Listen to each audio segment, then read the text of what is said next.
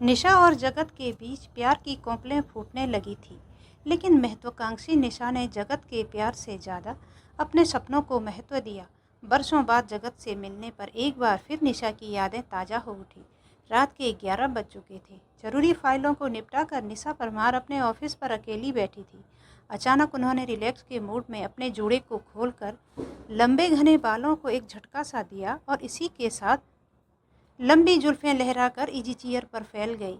निशा easy chair से उठी और ऑफिस के बगल में बने शानदार बाथरूम के आदमकश शीशे में अपने पूरे व्यक्तित्व को निहारने लगी। दिन भर की व्यस्त जिंदगी में निशा अपने को भूल सी जाती है। जिसको समय का ध्यान ही नहीं रहता, वो अपना ध्यान कैसे रख सकता है। किंतु समय तो अपनी गति से चलता ही जाता है। इसी शहर में उनकी खुद की कंपनी है। उन्हें इतना समय ही नहीं है कि वे अपने बारे में सोच सके। निशा परमार ने अपनी संपन्नता अथक मेहनत से अर्जित की थी।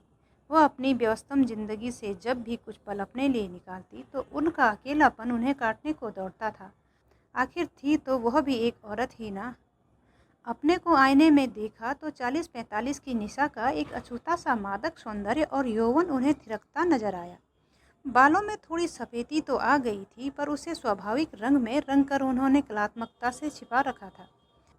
निशा के मन के एक कोने से आवाज़ आई, काश कोई आज भी उनका हाथ थाम लेता और छिपे हुए यौवन को अपनी बाहों में थाम लेता। एक अनछुई सिहरन उनके मन प्राण में समा गई। औरत के मन की यह अद्भुत विशेषता और विरोधाभास भी है कि वह जो अंतर मन से चाहती है उसे शायद शब्दों में अभिव्यक्त नहीं कर पाती। इसीलिए नारी अपनी कामनाओं को तब तक छिपा कर रखती है जब तक भावनाओं की आंधी में बहा कर ले जाने वाला और उसकी असीमता की रक्षा करने का आश्वासन देने वाला कोई पुरुष उसके रास्ते में ना आ जाए। बाथरूम से निकलकर निशा अपने केबिन में आई और इजी चेयर पर बैठते ही सिर पीछे की ओर टिका दिया। घर जाने का भी मन नहीं कर रहा था, अतः आंखें बंद कर वह अतीत में खो सी गई। 18 वर्ष पहले वह एमबीए में फाइनल की छात्रा थी, बिल्कुल रिजर्व और अंतर्मुखी। लड़के भौंरा बनकर उस पर मंडराते थे, क्योंकि निशा एक कलाकार के सांचे में ढली हुई चलती फिरती प्रतिमा सी लगती थी। अद्भुत देह दृष्टि और खिला खिला सा रंग रूप, उस पर काले काले घुंघराले बाल और कजरारे नैन नक्श की मलिका निशा जिधर से निकलती उसके चाहने वालों पर बिजलियां सी टूट पड़ती, परंतु वह किसी की तरफ नज़र उठाकर नहीं देखती। कोई लड़का उससे बात करने का साहस भी नहीं जुटा पाता, क्योंकि उसके पिता शहर के जाने माने वकील थे और माँ मशहूर डॉक्टर है। जगत कब और कैसे निशा के जीवन में आया, इसे शायद स्वयं निशा भी न समझ सकी। वह स्मार्ट नवयुवक उसका सहपाठी तो था, पर कभी उसने निशा की ओर आंख उठाकर देखा तक नहीं था। निशा अक्सर जगत को एक कोने में चुपचाप किताबों में डूबा हुआ देखती, या फिर कॉलेज से निकलकर घर जाते हुए। इस अंतर्मुखी लड़के के प्रति उसकी उत्सुकता बढ़ती जाती, किंतु उसका अहम कोई पहल करने से उसे रोक देता। निशा को उस दिन बड़ा आश्चर्य हुआ जब जगत ने उसके समीप आकर पूछा, आप इतनी चुपचाप क्यों रहती हैं? क्या आपको कोई बीमारी है? निशा उसके भोलेपन पर मन ही मन मुस्कुराने लगी, साथ ही उसके शरारती मन को टटोलने का प्रयास भी करने लगी। ऊपर से सीधा साधा दिखने वाला यह लड़का अंदर से थोड़ा शरारती भी है, तभी तो इतना खूबसूरत बहाना ढूंढा है उससे बात करने का या उसके करीब आने का। फिर भी बनावटी मुस्कुराहट के साथ उसने जवाब दिया, नहीं तो मुझे तो कोई बीमारी नहीं है।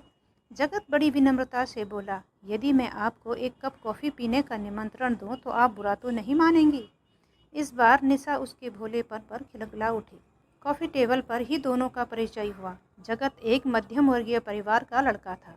घर में उसकी माँ थी और एक बड़ी बहन थी जिसकी शादी हो गई थी।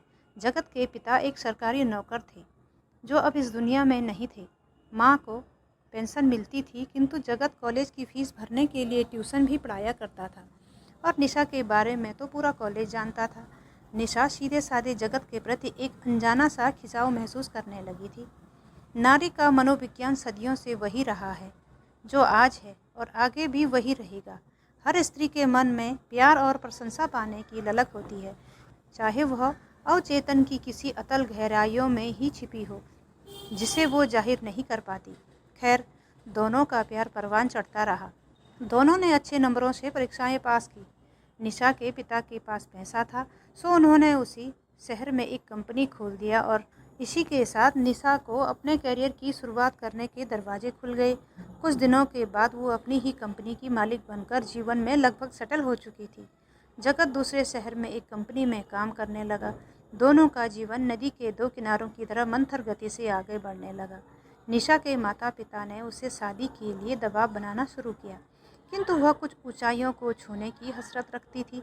इसीलिए शादी के प्रस्तावों को टालती रही और अपने करियर को संवारने में तन मन से जुट गई। किंतु जगत ने माँ के प्यार और आग्रह के सामने सिर झुका दिया। उसकी शादी जिस युवती से हुई वह झगड़ालू होने के साथ साथ सक्की, बदमिजाज, स्वार्थी एवं ईर्ष्यालु भी थी। सामाजिक दबाव, आर्थिक समस्याएं आदि ने कोई विकल्प जगत के सामने छोड़ा ही नहीं और चुपचाप सहता रहा। जगत के जीवन की एक त्रासदी उस दिन उभर कर सामने आई जब उसकी पत्नी ने उसे निसंतान होने का ताना देना शुरू कर दिया। तमाम मेडिकल जांच के बाद यह तस्वीर उभर कर सामने आई कि पत्नी मां नहीं बन सकती। जगत सहनशीलता की तस्वीर बनकर रह गया। उस दिन शाम के समय निशा कुछ शॉपिंग करने निकली थी। मॉल में घुसते ही अचानक जगत पर उसकी निगाहें टिक गई। दोनों के बीच औपचारिक बातों के बाद निशा ने उसे अगले दिन अपने ऑफिस बुलाया।